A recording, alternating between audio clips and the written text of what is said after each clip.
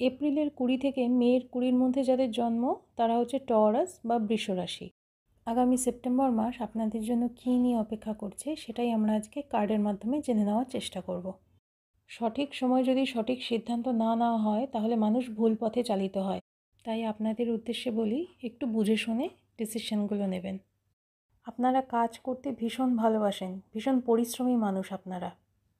আমি বরাবরই 3টে কার্ড তুলে থাকি, কিন্তু আজকে 3 নম্বর কার্ডের সাথে একটা এক্সট্রা কার্ড চলে এসেছে, তাই জন্য সেটাকেও নিয়ে নিলাম। আজকে 4টে কার্ড আমরা দেখব।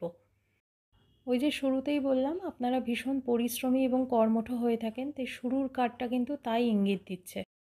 আপনারা জানেন যে আপনাদের জীবনের লক্ষ্য কী, সেই লক্ষ্য অনুযায়ী আপনারা কঠোর পরিশ্রম করে যাচ্ছেন এবং এর ফলাফল খুব শিগগিরই আপনারা পাবেন।